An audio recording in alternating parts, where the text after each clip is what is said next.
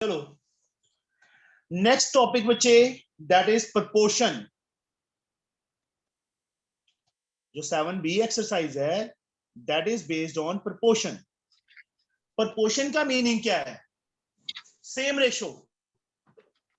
Proportion का मतलब two ratios are equal, that are called in proportion. As like sorry 3:5 है, इसका meaning 3/5 है ना। एक और कोई रेशो है दैट इज 9:15 है, इसको कट करेंगे तो 3:5 ही आएगा ना। यस और नो? Yes. Yes, sir. तो that means 3:5 is proportional to, proportional का ये सिंबल होता है 4 डॉट, 2 बार रेशो का सिंबल, 9:50। आई समझ? Yes, sir. Yes, sir. Equal ratios को प्रोपोर्शनल बोलते हैं बच्चे।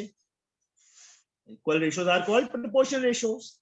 This is the first term, this is the second term of the proportion, this is the third term, this is the fourth term.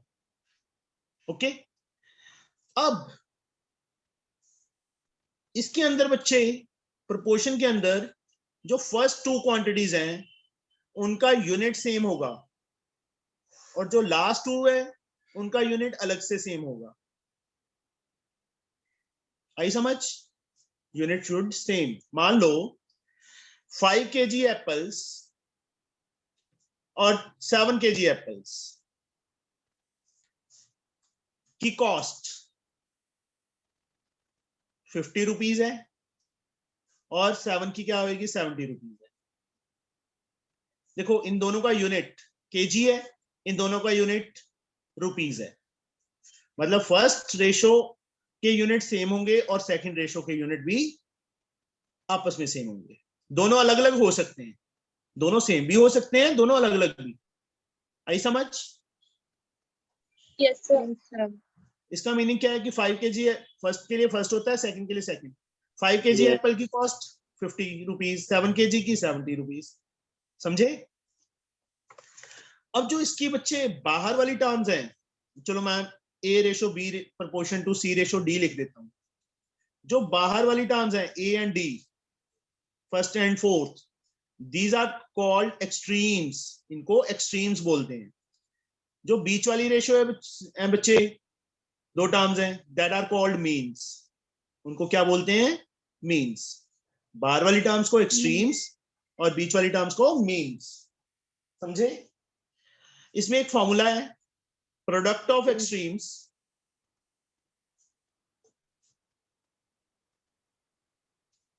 Is equal to product of means. Product of extremes, extremes का मतलब first और last का multiply second और third की multiply के equal होगी always if they are in proportion, यदि वो प्रोपोर्शन में हैं। समझे? Yes. अब यहाँ पे मैंने एक एग्जांपल ली थी, 5 kg, 7 kg, 50, 70। फर्स्ट और लास्ट को मल्टीप्लाई करो, कितना आएगा? 350। 350. सेकंड और थर्ड को मल्टीप्लाई करो, वो भी कितना आएगा? 350. इक्वल आ रही है ना। तो means this is a formula, Yes. Product of extremes is equal to product of means. ये ध्यान रखो। Mean. इसका क्या फायदा है? इसमें कोई मान लो टर्म मिसिंग है, उन्होंने बोल दिया 2, 3, 7 and x are in proportion, find x। तो क्या करेंगे? ये फॉर्मूला लगा देंगे, इन दोनों का प्रोडक्ट 2x, इन दोनों का प्रोडक्ट 21, इसके इक्वल होगा, x की वैल्यू यहां से आ जाएगी बच्चे हमारे पास, दैट इज 10.5। जरूरी नहीं है कि लास्ट वाली टर्म भी मिसिंग हो, ये भी मिसिंग हो सकती है, ये भी। चारों में से एक मिसिंग है, वो फाइंड करनी है, तो ये फॉर्मूला यूज होगा। आई समझ?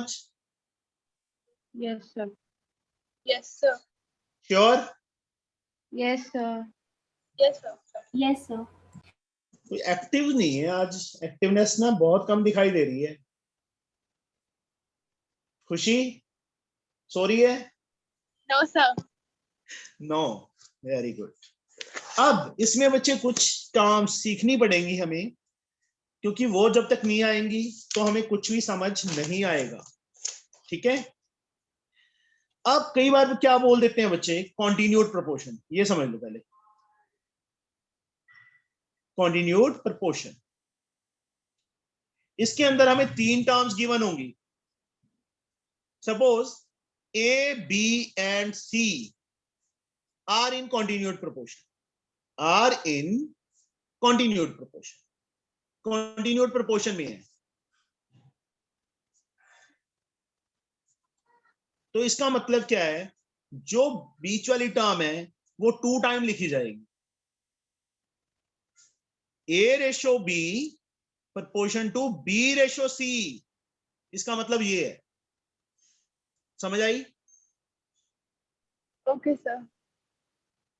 कॉन्टिन्यूड प्रोपोर्शन मैंने 3 टर्म्स ले ली, a B c, are in continued proportion given है।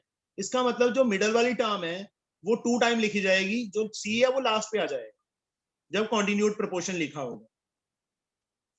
Suppose 5, 3 and 8 are in continued, नहीं यहां पे कुछ और लेते हैं, 2, 4 and 8 are in continued proportion. इसका मतलब 2:4 proportion to 4:8। Is proportion to 4:8. Okay, आई समझ? Yes, sir. Yes, sir. Yes, sir. इसके बाद आता है बच्चे थर्ड प्रोपोर्शन।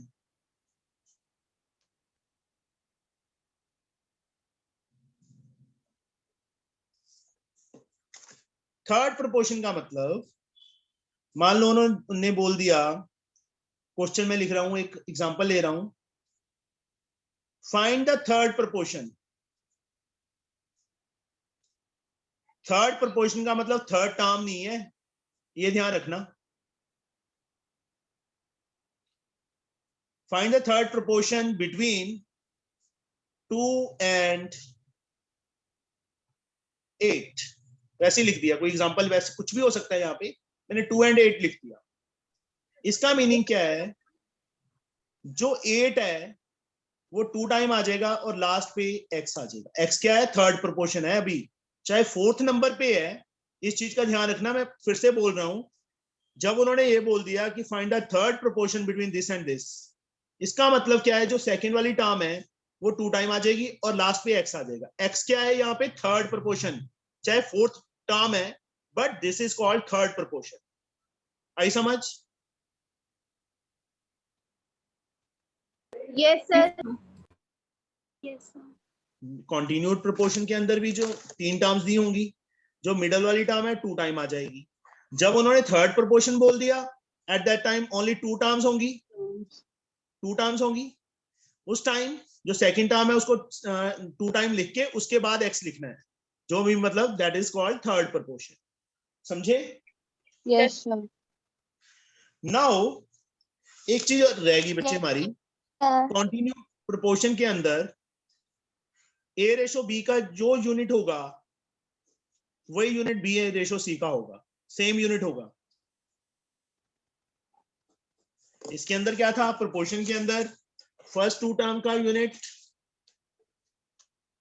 आपस में सेम होगा और second, third and fourth term का यूनिट आपस में सेम होगा। जब उन्होंने कॉन्टिन्यूस बोल दिया, एट दैट टाइम फर्स्ट की रेशो और सेकंड की रेशो वो आपस में सेम होंगे, सेम यूनिट होगा बच्चे। समझे?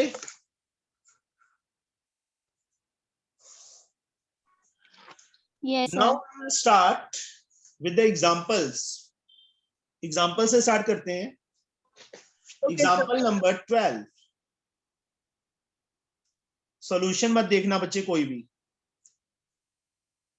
The fourth proportion, find the fourth proportional to 3, 6 and 4.5। Fourth proportional find करना है, तो इसका मतलब 3:6 proportional symbol 4.5 ratio x। Formula लिखना है, product of Product of extremes extremes is equal to product of means. Is equal to product of means. लिख के। तो product of extremes, Janvi, extremes कौन कौन सी टर्म्स है बच्चे यहाँ पे इस रेशो में?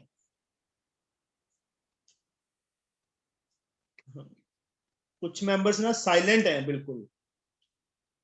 अंजलि साइलेंट है बिल्कुल, जानवी साइलेंट है, रिद्धि, रिद्धि ये भी साइलेंट है। These are the silent member of our group. Shaurya, हाँ जी बच्चे बोलो। Sir, 3:5. 3:5 एक्सट्रीम्स। एक्सट्रीम्स का मतलब first and last term. Sir मैं बोलूं? 3 into x बच्चे, ये 4.5 है। Means Shaurya, Shaurya means, yes sir. Means कौन कौन सी हैं बच्चे यहाँ पे? Sir, can I speak? क्या? May I? बोलो। 6 and 4.5. 6 into 4.5। आजकल ना उल्टा जमाना आ गया है, बॉयज बहुत स्लो बोलने लग गए हैं और गर्ल्स ऊंची बोलने लग गए हैं, है ना अक्षत?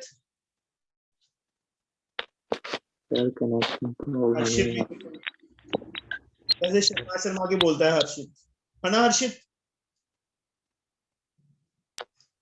चलो x बच्चे 6 into 4.5, 3 कहां चला गया? नीचे चला गया। 3 से कट किया 2, 2 into 4.5 we get 9 is the answer. Answer. Both term. अभी सेकंड पार्ट बच्चे इसका,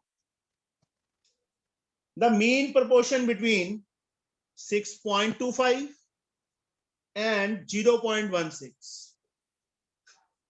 यस गरिमा, क्या लिखेंगे?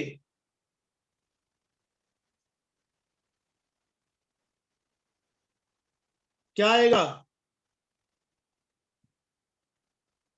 गरिमा?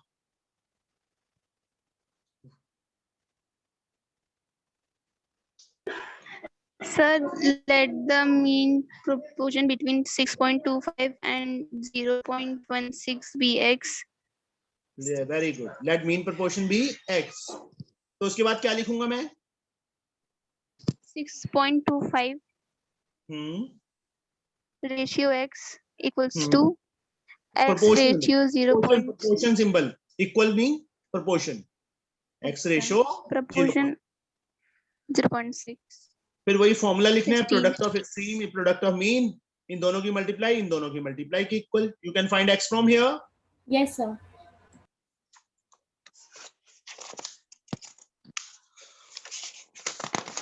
Sir, हाँ जी बोलिए।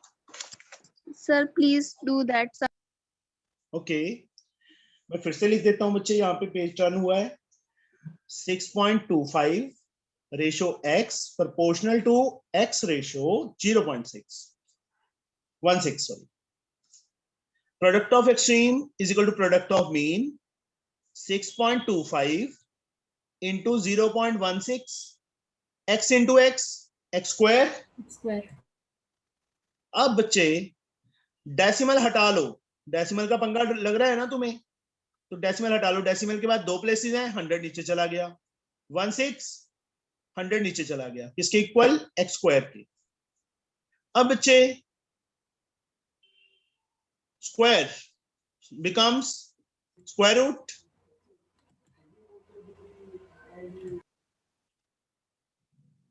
that is x becomes 100. yes or no? Yes sir. ये क्वेश्चन किसने पूछा था? Sir, मैंने. शगुन? No, sir. और नाम बोल दो। सर गरिमा। गरिमा। गरिमा 625 का स्क्वायर रूट बच्चे? 25. 16 का स्क्वायर रूट? 4. नीचे 100 into 100 है, नीचे से क्या बाहर आएगा? 100. 25 4 जा 100, 4 से 4 कट हो गया, x की वैल्यू क्या आ गई? 1. Therefore mean proportion is 1 is equal to x is Excuse me, equal to sir. 1. आई समझ? Excuse me, sir. हाँ जी बेटा. Yes. Sir, here won't be x plus minus 1. No no no no, Sir, why? Ratio में negative नहीं होता बच्चे. Okay, sir. ठीक है, तो इसलिए हम प्लस माइनस नहीं लगाया. हाँ जी बच्चे. और थर्ड पार्ट,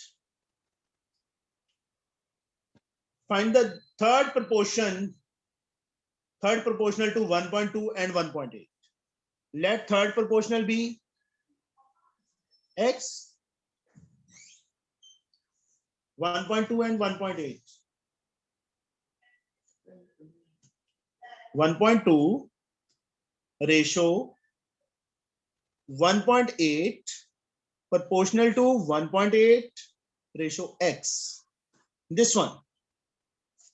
आई समझ? लग गया पता? Yes, sir. Yes, sir. Yes, sir.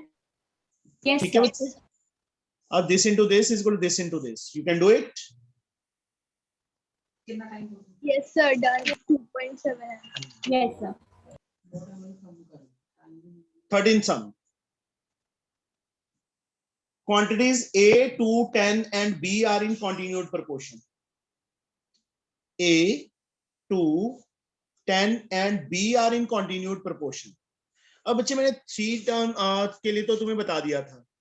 4 terms के लिए continued proportion का मीनिंग क्या है? A रेशो 2, जो सेकंड टर्म है 2, वो 2 टाइम आ जाएगी. फिर रेशो 10, फिर प्रोपोर्शनल सिंबल 10 रेशो B, मतलब 2 भी 2 टाइम्स, 10 भी 2 टाइम्स. और we can say A upon 2 is equal to 2 upon 10 is equal to 10 upon B.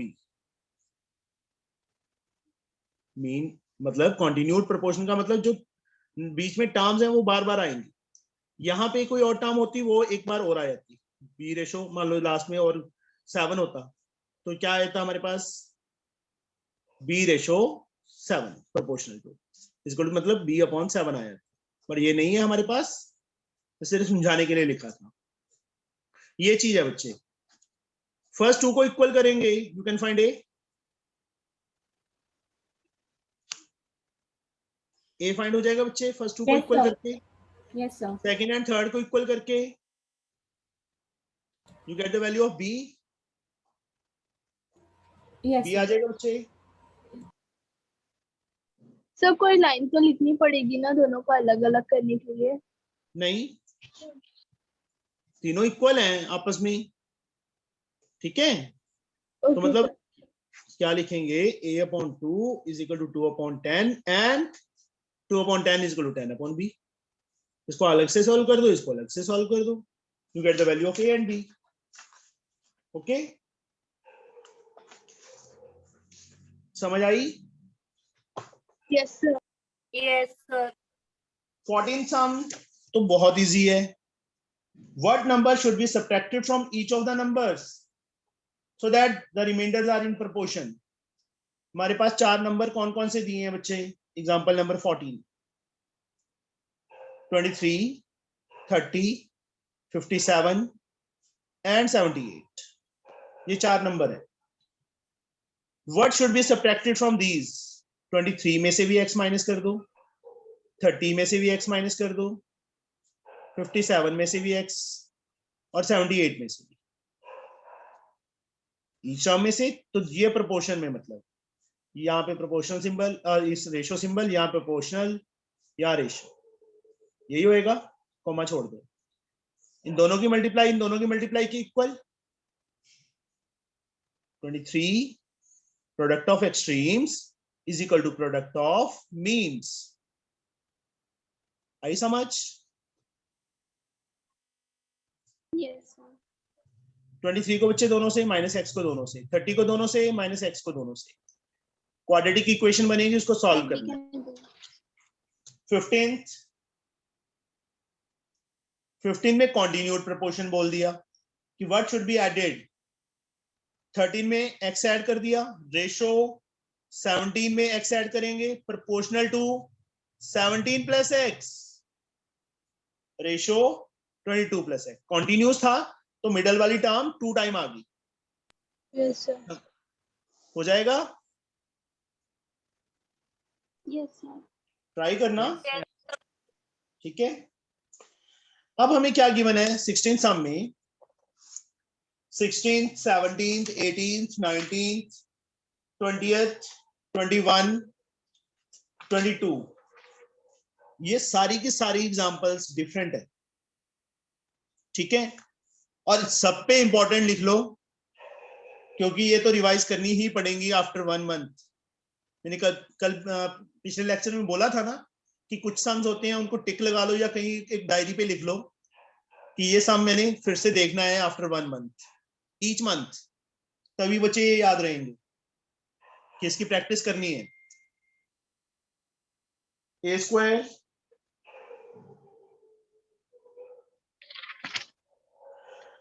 Plus C square continued proportion में है, मतलब जो सेकंड टर्म है वो 2 टाइम आ जाएगी बच्चे,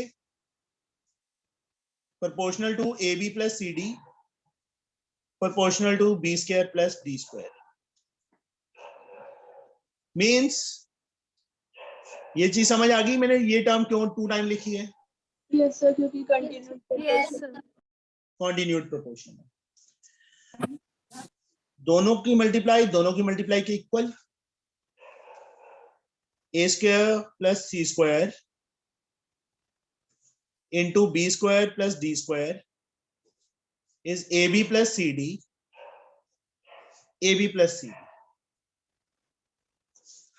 मल्टीप्लाई करो बच्चे, ए स्क्वायर को दोनों से किया, A square B square plus A square D square, C square को दोनों से करेंगे B square C square plus C square D square. अब ए बी को बच्चे दोनों से करेंगे a square B square plus A B C d, c D को बच्चे इससे करेंगे a B C d, c D को इससे करेंगे सी डी स्क्वायर। चाहे तो ए मतलब सेम था, ए प्लस बी का होल स्क्वायर भी लगा सकते थे, यहाँ पे तुम्हारे पे डिपेंड है तुम्हें क्या अच्छा लगता है।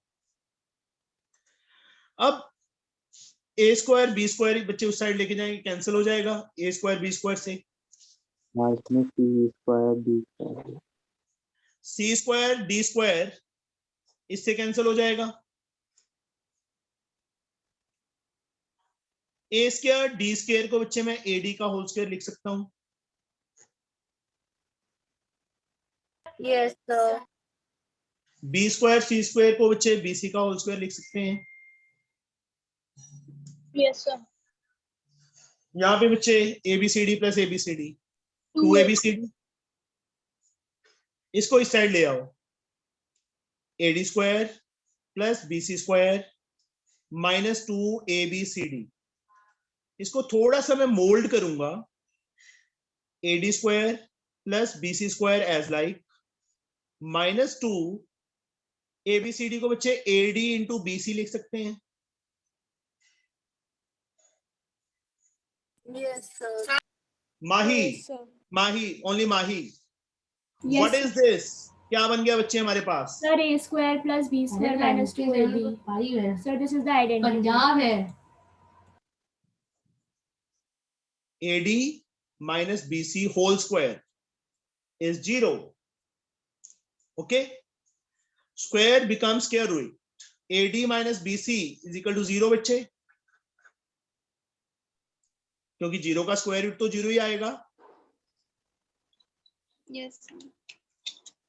AD is equal to BC लिख सकते हैं बच्चे हम, माइनस BC उस साइड जाके प्लस BC हो गया। Yes, sir. Yes sir. A B side multiply था, इस साइड आके नीचे चला जाएगा, C अपने प्लेस पे, D इस साइड मल्टीप्लाई था, नीचे चला गया। What it means? A ratio B proportion ratio D. C ratio. Means A ratio B proportional to C ratio D. इसका मीनिंग यही हुआ। Yes, sir.